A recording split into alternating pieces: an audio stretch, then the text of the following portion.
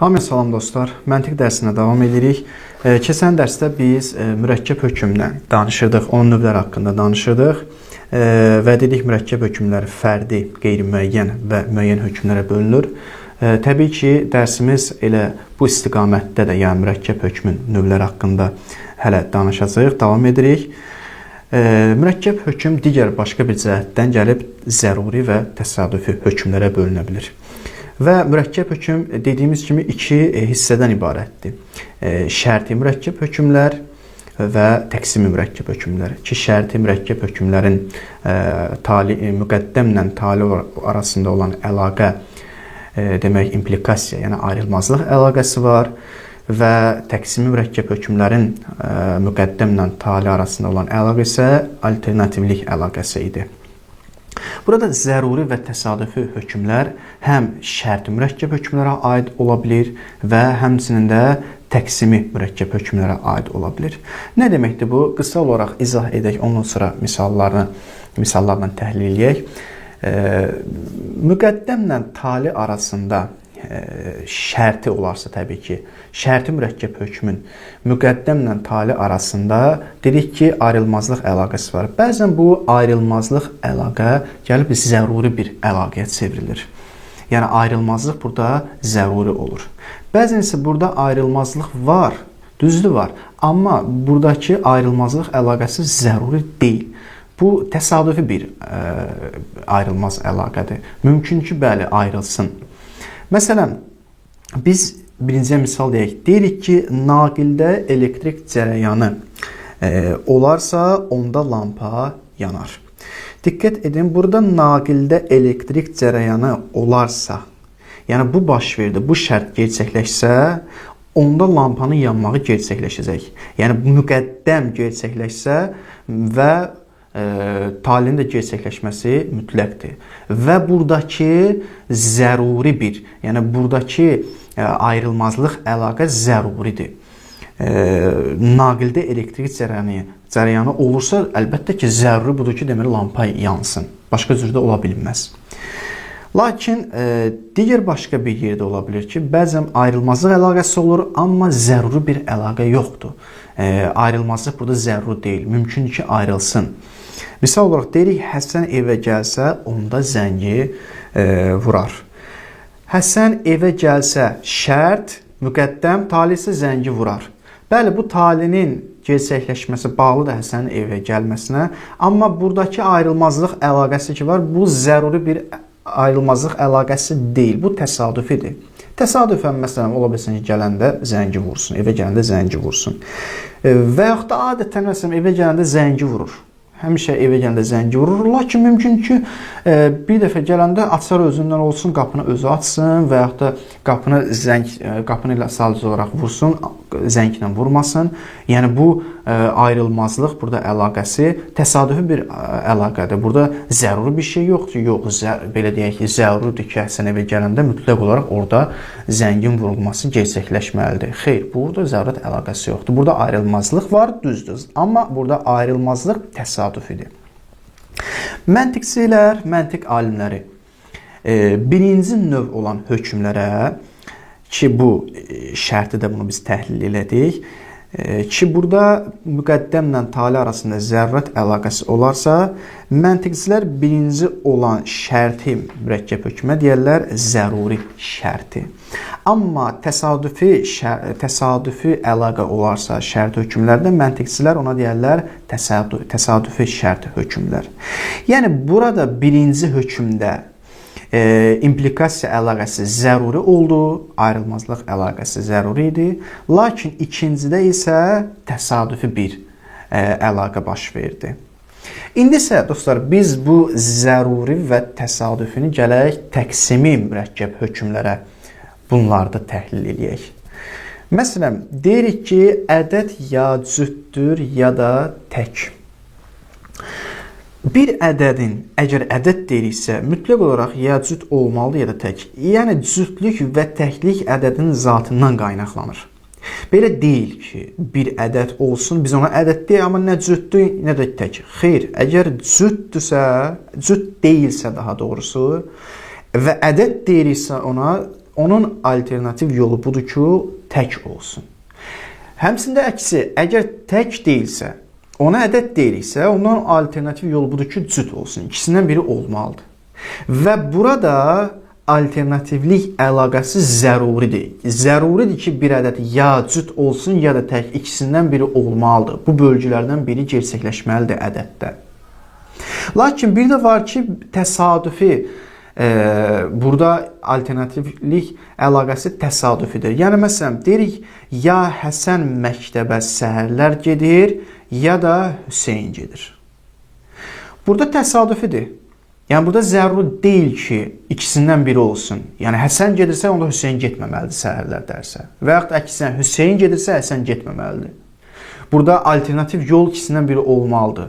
Və burada belə deyək, mümkün deyil ki, mümkün deyil ki, həm Həsən getsin, həm də ki, Hüseyin getsin səhərlər dərsə. Xeyr, bu təsadüfi bir əlaqədir. Alternativlik əlaqəsi burada təsadüfidir. Ola bilsin, belə ikisi də bir getsin dərsə, səhər ikisi bir getsin məktəbə.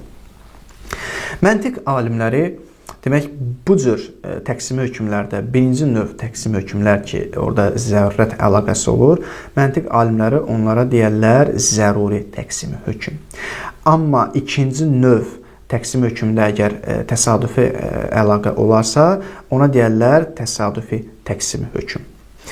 Dostlar, bir məsələni qeyd eləyək, o da bundan ibarətdir ki, bu təsadüfi və zəruri bölgüsü mürəkkəb hökmün hər iki növünə aid ola bilir. Hər iki qisminə aid ola bilir. Həm şərtiyə, həm də təqsimiyə. Misallarını da qeyd etdik. Lakin indi bir dənə bir bölgüyə gələcəyik. Bu da mürəkkəb hökmün bölgüsüdür, növləridir. Daha doğrusu növləridir. Amma bu növ yalnız mürəkkəb hökmün təqsimi bölgüsünə, yəni təqsimi mürəkkəb hökmə aid ola bilir. Bunun şərti mürəkkəb hökmünə heç bir əlaqəsi yoxdur. Mümkün də deyil əlaqəsi olsun. Onlar hansından ibarətdir?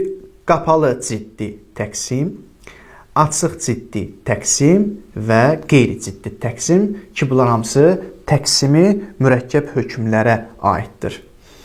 İndi nəyə görə belə adlanır? Qapalı ciddi təqsim, açıq ciddi təqsim və yaxud da qeyri-ciddi təqsim. Bunlar adların fəlsəfəsini mümkün qədər açıqlayacaq.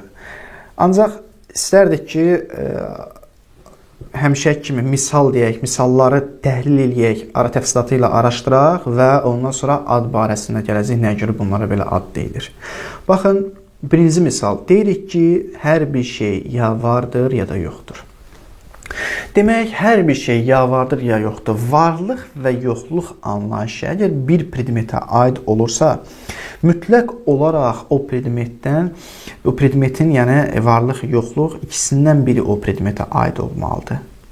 Həmçində əksi, biz əgər varlıq və yoxluğu aradan aparmaq istəyiriksə, ikisini bir aradan apara bilmərik, mütləq olaraq biri qalmalıdır. Yəni, məsələn, tutaq ki, qarşımızda kitabdır. Bu kitab ya var, ya da yoxdur. Biz buna ya varlıq nisbətini verməliyik, ya da yoxluq. Amma biz deyəməyik ki, xeyr, hər ikisi də ola bilər. Yəni, bu kitab həm var, həm də yox. Burada paradoks baş verir. Bu, əqli cəhətdən qeyri-mümkün olan bir şeydir. Və bunun əksi də mümkün deyil. Deyək ki, bu kitab nə var, nə də yox. Yəni, nə vardır, nə də yoxdur. İkisini də aradan apara bilmərik.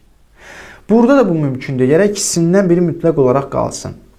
Yəni, varlıq və yoxluq bir predmetə nisbət verilsə, burada hər ikisi bir araya gələ bilməz bu anlayışlar və hər iki anlayışın ikisi də aradan gedə bilməz. Mütləq olaraq ikisindən biri qalmalıdır. Hər bir şey ki deyirik, o hər bir şey ya var, ya da yoxdur, ikisindən biri olmalıdır. Lakin ikinci misala diqqət edin. İkinci misalda isə biz belə desək ki, hər bir kağız ya ağdır, ya qaradır. Burada hər bir kağız ya ağdır, ya qaradır bir mənada gəlib birinci misalla eyni mənada ola bilir. Yəni, birinci misalla ortaq bir nöqtəsi ola bilir. Həmçində birinci misaldan fərqli bir nöqtəsi ola bilir. Ortaq tərəfi nədir bunların? Bəli, bir kitab ya ağdır, bir kağız və yaxud da kitab fərq eləmir. Bir kağız məsələn ya ağdır, ya qaradır. Bəli, ikisindən biri olmalıdır. Ancaq bir kağız həm ağ, həm qara olması mümkün deyil. Yəni birincdəki kimi hər bir şey ya vardır, ya yoxdur. İkisini bir yerə araya gətirmək olmazsa, burada da biz ikisini bir araya gətirə bilmərik. Ya bu ağdır, ya da qara. Vəssalam, başqa bir yol ola bilməz. İkisi də həm ağdır, həm qara ola bilməz. Və diqqət edin, burada söhbət nədən gedir? Burada məqsədimiz bir şeydən, yəni bir nəsnədən söhbət gedir. Nəinki fərqli şeylər, məsələn, kompüter qaradır, kitab ağdır, cəm olur. O mənada yox, bir şeydən söhbət, kitabdan söhbət, bir nəsnədən gedir. Bu halda əgər bir nəsnədən söhbət gedərsə, o nəsnə özü həm ağ olsun, həm də qara olsun, eyni anda bir araya gəlsin, bu mümkün deyil. Bu, birinci misalla ortaq cəhəti idi. Lakin fərqli cəhəti budur ki, birinci misalda hər iki anlayış aradan gedə bilməz, amma ikincinin birinci ilə fərqi budur ki, ikincidə hər iki anlayış aradan gedə bilər. Məsələn, bu kitab nə ağdır, nə qaradır? Bəli, nə ağdır, nə qaradır? Heç biridir. Bəs nədir? Qırmızı rəngdir, sarı rəngdir. Başqa bir alternativ yollar gətirə bilərik. Deməli, ikinci misalla birinci misalının fərqi bundan ibarətdir ki, birinci ortaq nöqtəsi budur ki, hər ikisi eyni anda cəm ola bilməz, eyni anda ola bilməz. Amma fərqli cəhəti budur ki, ikincinin birincidən fərqli cəhəti budur ki, ikincidə hər ikisi eyni anda aradan gedə bilər, birincide isə gedə bilməz. Üçüncü bir misal isə, burada iki dənə misal deyəcəm təbii ki, üçüncüyə. İstəyirəm, düzdür, birinci deyəcəyim misal biraz qəliz ola bilər, amma bəzi tələbələr üçün asan olsun deyə ikinci başqa bir misal da deyəcəm. Məsələn, biz bir dənə bir misal deyək. Əhməd adlı bir şəxsdir. Əhməd adlı bir şəxs deyirik ki, Əhməd ya sudadır, ya da boğulmur. Yəni, Əhməd adlı şəxs ya sudadır, ya da boğulmur. İkisindən biri olmalıdır. Biz bu hər iki anlayışı aradan apara bilmərik. Yəni, deyəmərik ki, Əhməd nə suda deyil Əhməd. Nə də ki, Əhməd, dedik ki, Əhməd ya sudadır, ya da boğulmur. Biz deyəmərik ki, Əhməd nə sudadır, yəni suda deyil, amma boğulmurun əksi nədir? Amma boğulur. Yəni, boğulmuru aradan aparıb boğulur edə bilmərik. Və Əhməd sudadır, Əhməd suda deyil, aradan apara bilmərik və bunların ikisini aradan aparamaq mümkün olmayacaq. Nəyə görə? Çünki biz deyirik ki, Əhməd suda deyil və boğulur, bu mümkün deyil. Əlbəttə, qeyd eləyək ki, burada boğulmaqdan məqsədimiz suda boğulmaqdan söhbət gedir. İndi başqa cür boğulmaq ola bilər, kimsə kiminsə boğulur, başqa bir məsələ. Bizim məqsədimiz suda boğulmaqdan, hədəfimiz budur. İndi biz burada bunun əksini, ikisini də aradan aparsaq, desək ki, məsələn, Əhməd suda deyil və boğulur, yəni boğulmurun əksi boğulurdur və sudadır, bunun əksi suda deyil. Bunların ikisini aradan aparsaq, bu mümkün deyil, ikisini də aradan apar. Bax, nəyə görə mümkün deyil? Çünki ona görə mümkün deyil. Sən deyirsən ki, Əhməd suda deyil və boğulur. Xeyr. Əgər bir insan boğulursa, deməli suda da ki boğulur. Necə deyə bilərsən ki, suda deyil və boğulmur? Suda deyil, boğulur. Əgər biz boğulur deyirsə ona, onda sudadır deyə boğulur da. Sən necə deyə bilərsən ki, bu suda deyil, lakin boğulur? Xeyr, bu mümkün deyil. İki dənə şeyi aradan apara bilməzsən burada. Amma bu iki dənə şeyi cəm eləyə bilərsən. Əhməd ya sudadır, ya da boğulmur. Bəli, ikisini cəm eləyə bilərik. Necə? Bəli, bir insan da deyə bilərik ki, Əhməd sudadır, amma neyir? Boğulmur. Niyə? Çünki Əhməd üzə bilir. Üzmək səbəbinə görə Əhməd boğulmur. Deməli, burada iki şeyi cəm edə bilərik. Bu bölgüdə, təqsim bölgüdə iki şeyi cəm edə bilərik, bir araya gətirə bilərik. Suda olmaqla boğulmamağı bir araya gətirə bilərik. Amma bunların ikisini də aradan apara bilmərik. Yəni, deyəmərik ki, suda deyil, amma boğulur. Xeyr, bu mümkün deyil. Başqa bir misal deyim, tam aydın olsun bizə. Məsələn, dinə aid olan bir misal. İndi biz belə fərz edirik ki, mömin kimdir? Mömin o şəxsdir ki, mömin elmli olmalıdır. İki dənə bir şey deyirik. Deyirik ki, mömin ya elmlidir, ya da ki, təqvalı olmalıdır. Mömin nə elmlidir, nə təqvalı deyil. Əgər ki, hər ikisini də aradan aparsaq, onda mömin olmayacaq. İkisindən biri mütləq olmalıdır. Mömin ya elmlidir, ya da təqvalıdır. Bu ikisini aradan aparmaq olmaz. Birinci misaldakı kimi, Əhməd misalındakı kimi. Ancaq hər ikisini cəm etməyin bir problemi yoxdur. Deyə bilər ki, xeyr, ya bu deyil, hər ikisidir. Yəni deyə bilər ki, mömin həm elmlidir, həm də təqvalıdır. Hər ikisi də ola bilər. Yəni nə problem var burada? Bir də mən istəyirəm təhlil eləyək, həm birinci misalı, həm ikinci misalı. Sistem zehnimizə bu otursun, incə bir nöqtə. Məntiq elmində ümumiyyətlə bunlar çox incə bir məsələdir. Bunları biz dərinliklə bilməsək, təfsilatı ilə araşdırmasaq, biz qurduğumuz müqəddimələr vasitəsilə yanlış nəticələr ortaya çıxarda bilərik. Baxın, hər iki misalı bir daha təhlil edirik. Biz bir təqsim hökmü çıxardırıq. Deyirik ki, Əhməd ya sudadır, ya da boğulmur. Aha, çox gözəl. Bunu hər ikisini aradan aparmaq olar. Yəni demək olar ki, Əhməd suda deyil, nə də ki, Əhməd boğulur. Yəni boğulmur deyil, boğulur. Deyir, ola bilməz. Hər ikisini aradan apara bilmərik. Niyə? Çünki burada əgər insan boğulursa, onda demək sudadır ki, boğulur da. Sən isə deyirsən, Əhməd suda deyil. Bu mümkün deyil. İkisini aradan aparasın. Amma Əhməd sudadır və boğulmur. Əhməd ya sudadır, ya boğulmur. Hər ikisini cəm eləyə bilərik. Niyə? Çünki bir insan ola bilər ki, sudadır, amma boğulmur. Nəyə əsasən? Buna əsasən ki, bu insan üzə bilir. Həmçinin bu misalda mömin ya elmli olmalıdır, ya təqvalı olmalıdır. Hər ikisini aradan apara bilmərik. Nə təqvalıdır, nə elmlidir, onda bu mömin olmayacaq. Amma hər ikisində bir araya gəlməsi mümkündür. Mömin həm elmlidir, həm də bu bölgünün ikisinin də bir araya gəlməsi mümkündür. Bir mömin həm elmli, həm də təqvalıdır. Bu da belə. Demək dostlar, indi isə gəldik biz adlara. Birinci qism təqsimi hökmlərdə əgər iki anlayışı bir predmetə nisbət veririksə və o iki anlayış bir predmetdə eyni anda cəm ola bilmirsə və eyni anda aradan gedə bilmirsə, məsələn, varlıq və yoxluq kimi, misalda dediyimiz kimi, buna deyərlər qapalı ciddi təqsim. Əvvəla adlara gələk, nəyə görə qapalı deyilir? Nəyə görə buna qapalı deyir? Qapalı deyilməsinin səbəbi budur ki, çünki bu alternativ, başqa alternativ yollara qapalıdır. Çünki ikisindən biri olmalı. Ya vardır, ya yoxdur. Başqa yol mümkün deyil.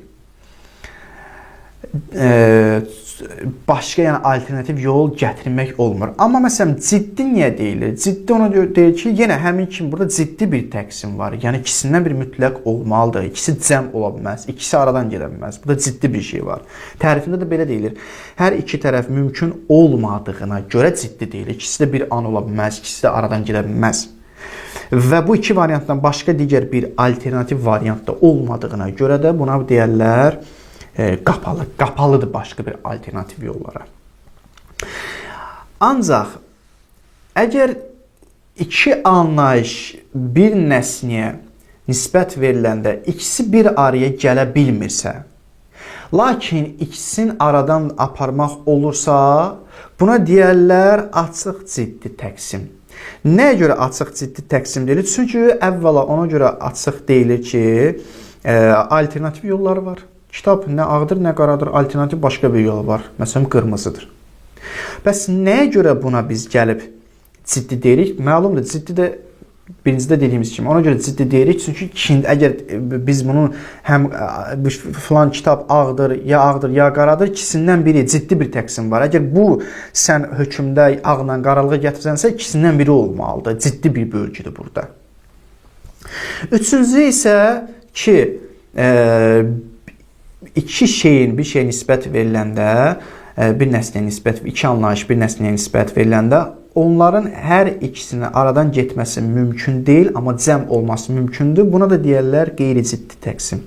Nə görə qeyri-ciddi təqsimdir? Aydın məsələ, çünki burada qeyri-ciddi bir şey yoxdur. Burada da qeyd olunur. Hər iki tərəf mümkün olduğuna görə qeyri-ciddi təqsim adlanır. Yəni ikisi də ola bilər. Ola bilsən ki, məsələn, bir mömin həm elmlidir, həm də təqvalıdır. İkisindən biri ola bilər. Və yaxud da ola bilər ki, Əhməd sudadır, amma boğulmur. Üzmək səbəbinə görə Əhməd boğulmur. Yəni bu mümkündür. Bu dostlar bizim mürəkkəb hökm haqqında, onun növləri haqqında olan dərsimiz idi. Artıq mürəkkəb hökmü yekunlaşdırdıq. İndi isə gəlirik növbəti bir dərsə, o da hökmlər arasında olan 4 münasibətdir. Hökmlər arasında olan 4 münasibətdə neçə bəhs var ki, onlardan danışacağıq. 1. Giriş edəcəyik, ziddiyyət, ziddiyyətdə 9 vəhdət, əkslik, qismən əkslik və tabelik haqqında danışacaq. Biz kitabın əvvəlində, dərsimizin əvvəlində tərif və əqli nəticədən bəhs, yəni dedik ki, məntiq elmi gəlib tərifdən bəhs edir və əqli nəticədən bəhs edir. Müəyyən bir şeyi, bir məfhumu necə tərif etməyi bizə öyrədir və əqli nəticəni necə əldə etmək. Təbii ki, dedik ki, əqli nəticədə hökmlər vasitəsilə meydana gəlir. Əqli nəticəni necə əldə etməyi öyrədir. Təbii ki, əqli nəticəni də öyrənmək üçün tərifi bilmək üçün, məntiq elmi birinci predmeti tərifi bilmək üçün dedik ki, biz məfhumdan anlayışımız olmalıdır. Məfhum nədir? Məfhum neçə cür olur? Bunlar hamısını keçdik ki, bunları bilməliyik ki, sonra gəlib tərif edə bilək. Məfhum anlayışını bilməyəndə müəyyən bir şey tərif edə bilməyəcəyik. Həmçinin də biz əqli nəticə əldə etmək istəyirsə, hökmdən danışmalıyıq. Hökmün növlərindən danışmalıyıq ki, hökm hansı növlərə, hansı növdə ola bilir ki, onun vasitəsilə əqli nəticələr əldə edə bilək. Və buna görə hökmlərin müxtəlif növlərini artıq tanıdıqdan sonra mürəkkəb hökm, sadə hökm, mürəkkəb şərti təqsimi və onu da böldük. Sonra gəldik sadə hökm növlərini böldük, subyekt baxımından böldük. Bunları bildikdən sonra biz burada müxtəlif, yəni buna görə hökmlərin müxtəlif növlərini tanıdıqdan sonra biz artıq nəyə keçirik? Onların arasındakı münasibətlərə, indi hökmlərin arasındakı münasibətlərə işarə edəcəyik. İlk bəhsimiz ziddiyyət bəhsi olacaq. Ziddiyyətdə 9 vəhdət. Nə deməkdir bu? Ümumiyyətlə, bir şeyin ziddiyyətini, bir hökmün ziddiyyətini bilmək üçün ki, məsələn, bu hökmün ziddiyyəti budur. Bunu bilmək üçün, misal üçün, deyirik ki, hər bir insan canlıdır. Bunun ziddiyyəti nədir? Deyirik ki, bəzi insanlar canlı deyil. Hər bir insan canlıdır, bəzi insanlar canlı deyil. Və biz bunu bilmək üçün, hökmün ziddiyyətini bilmək üçün, yəni hər hansı iki hökmdən birinin doğruluğunu, digərinin yalanlığını və yaxud da əksinə birinin yalanlığını, digərinin doğruluğunu təsdiq etmək üçün, nəticə almaq üçün mütləq olaraq biz 9 ziddiyyətdə olan 9 vəhdəti bilməliyik. Yəni, bu ziddiyyətlər o zaman meydana gəlir ki, o zaman məsələn bu hökm doğru olsa bunun ziddiyyəti yalan olar. O zaman bu ola bilir ki, 9 dənə bu vəhdət, bu eynilik meydana gəlsin. Əgər bu 9 dənə vəhdət, indi oxuyacaq, 9 dənə vəhdət olmasa, burada biz ziddiyyət deyə bilmərik. İki hökm, bu hökmün məsələn ziddiyyətini ziddiyyət deyəmərik ki, bu hökmün özü doğrudur, amma ziddiyyəti məsələn, bunun ziddiyyəti budur, ziddiyyəti məsələn yalan ola bilər. Yəni birinin doğruluğunu, digərinin yalanını isbat etmək üçün mütləq olaraq biz nə etmək? Ziddiyyətdə olan 9 vəhdəti bilməliyik. İki zidd hökm, kəmiyyət və keyfiyyət baxımından bir-birlə fərqli olub və 9 şeydə bir-birlə eyni olmalıdır. Burada qeyd olunur ki, İslam məntiqçiləri bildirirlər ki, iki hökm arasında ziddiyyət əlaqəsinin yaranması üçün də mən bunu qeyd etdim, istəmirəm oxuyum. Təbii ki, qeyd edək ki, əslində 9 vəhdət yox, ilk olaraq 8 vəhdəti qeyd edirlər ki, 8 vəhdət olmalıydı. Bunlar da hansıdır 8 vəhdət? Subyekt, predikat, şərt, nisbət, hissə və tam.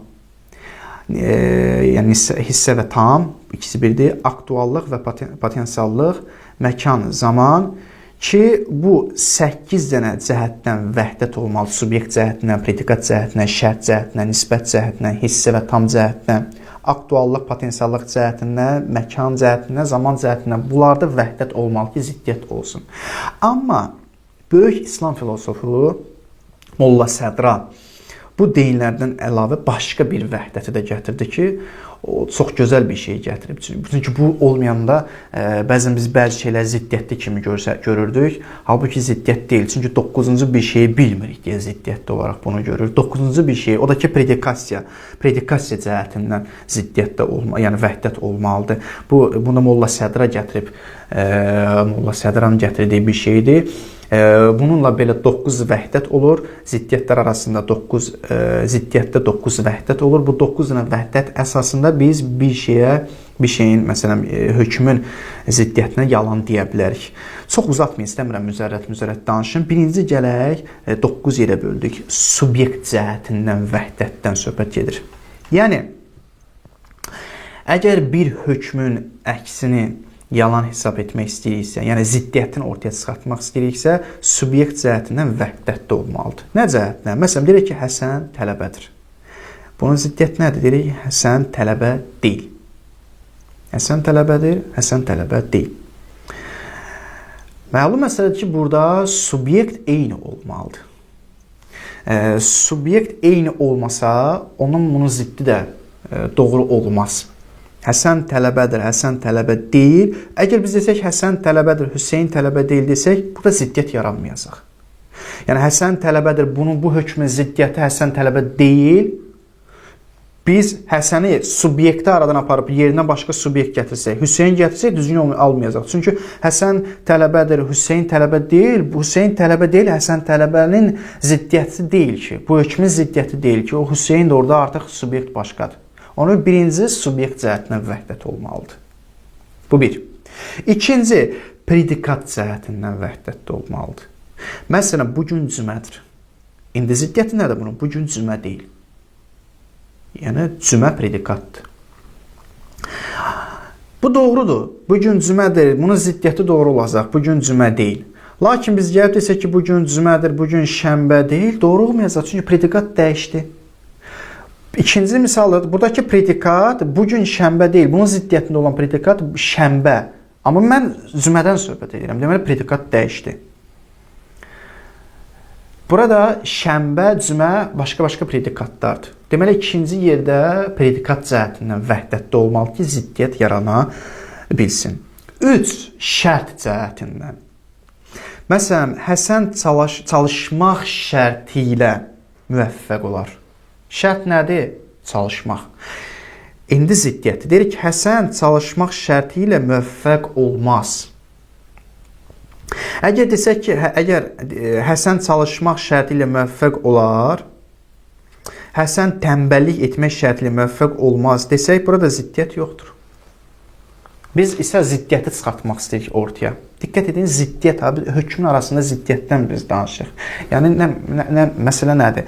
Biraz təhlil eləyək.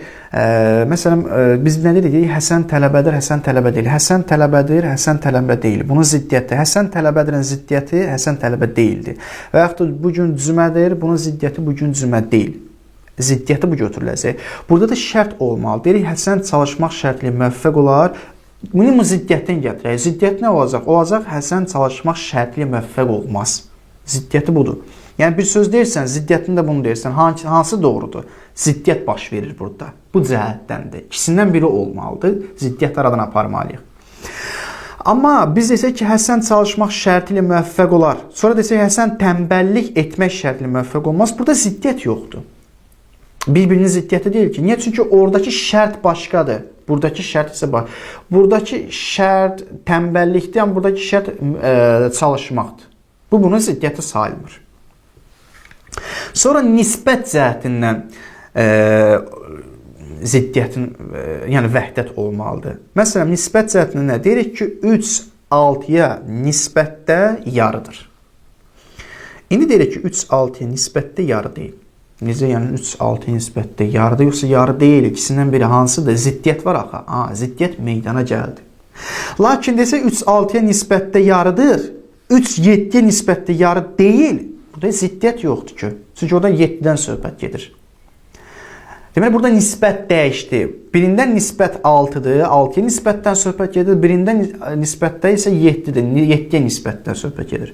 Ona görə ziddiyyətin yaranması üçün, birinin doğru, birinin yalan olması üçün, görəsən hansı doğrudur bu hökmlərdən, hansı yalandır, bunu bilmək üçün, yəni yalan və doğruluğu təyin etmək üçün burada ziddiyyətlərdən, ziddiyyət yaranmalıdır və ziddiyyətin vəhdətlərindən də biri nisbətdir. Nisbətdə yəni vəhdət olmalıdır. 5-ci isə hissə və tam. Hissə və tamda vəhdət olmalıdır. Nə deməkdir bu? Məsələn, deyir ki, bədənin bir hissəsi başdır. Bədənin bir hissəsi başdır. İndi isə ziddiyyətin gətirir. Deyib, bədənin bir hissəsi baş deyil. Var ziddiyyət? Bəli, var. Çünki hissə və tam burada eynidir.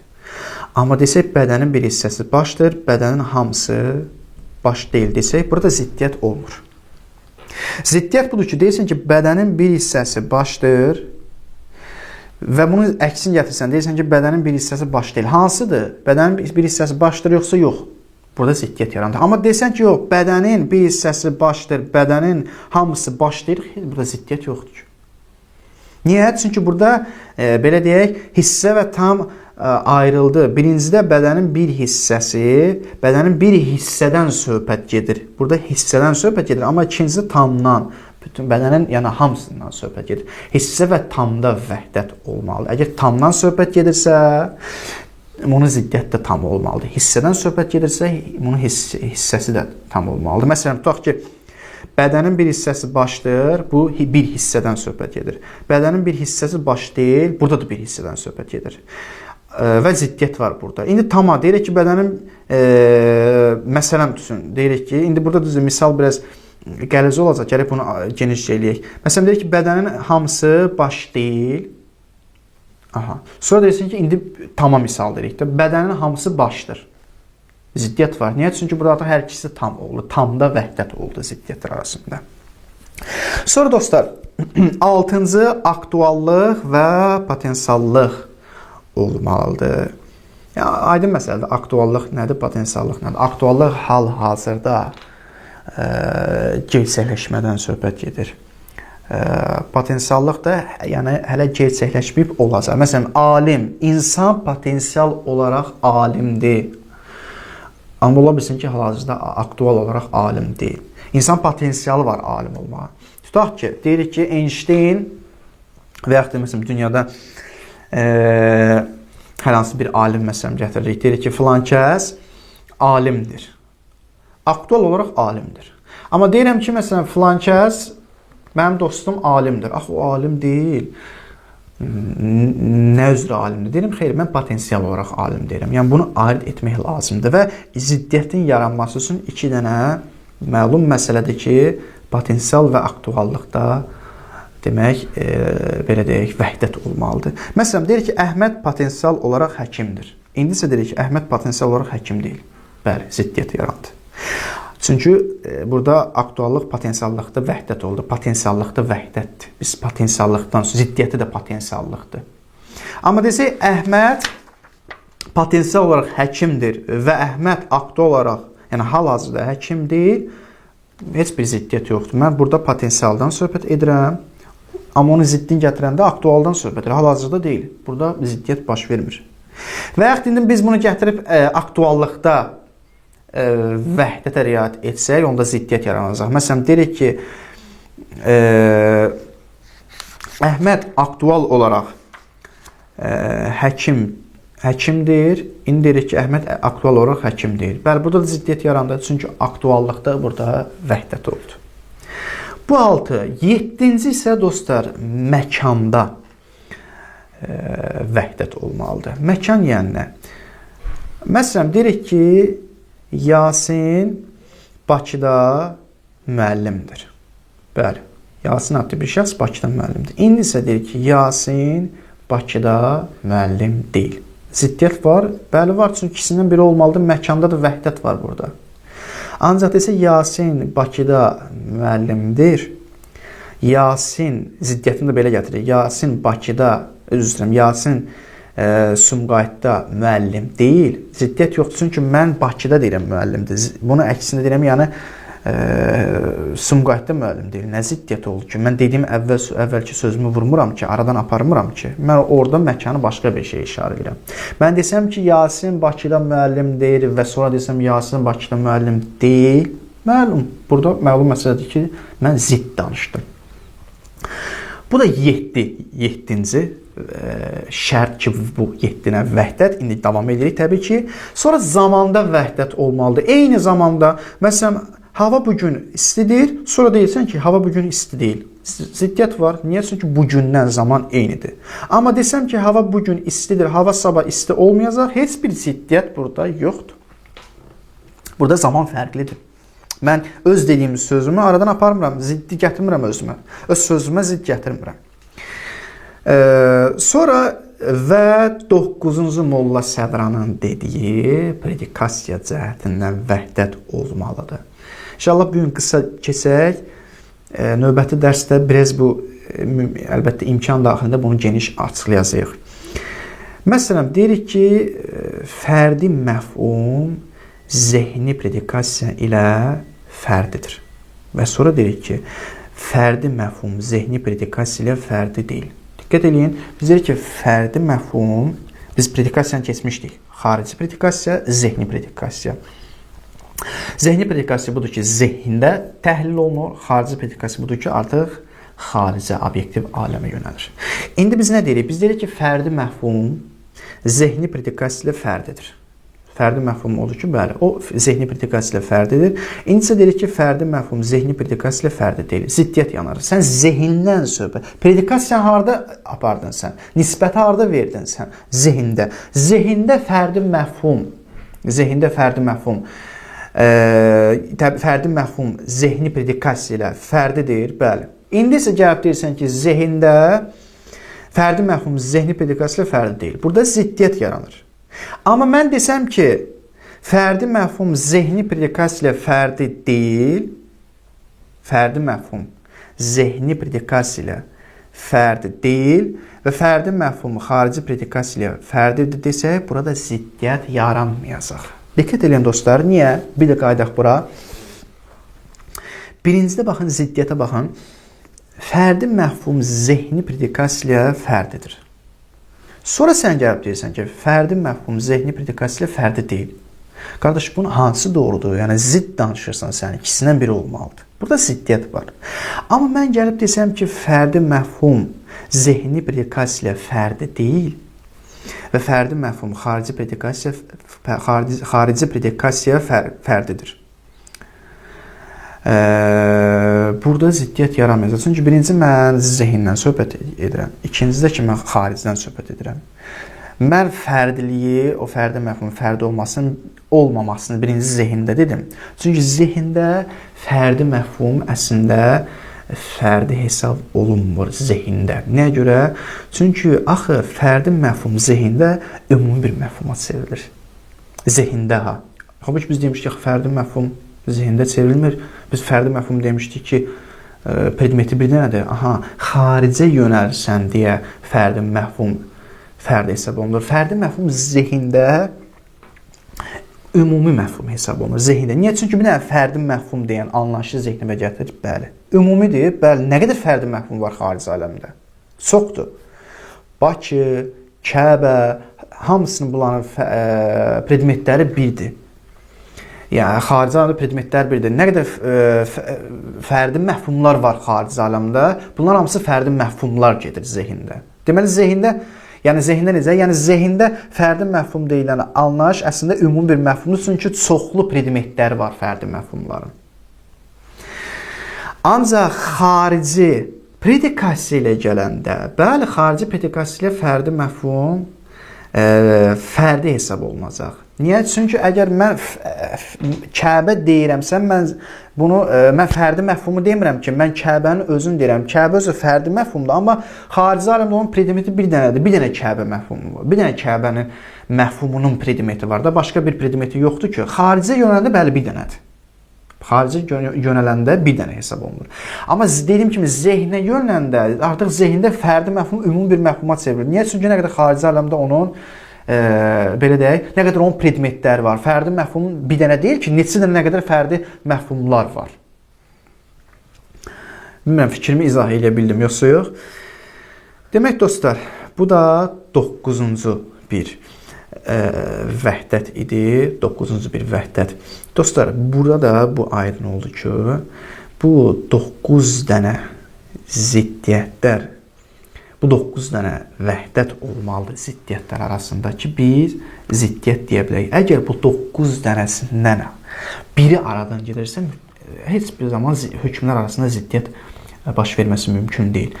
Hamısında misallarını dedikdə, bəzən görürsən ki, orada ziddiyyət yaranmır. Çünki onlardan biri məsələn aradan gedəndə 9 dənə o şərtlərdən biri aradan gedəndə orada ziddiyyətin olmamasını görürük. Deməli, iki zidd hökm kəmiyyət və keyfiyyət baxımından fərqli olmalıdır.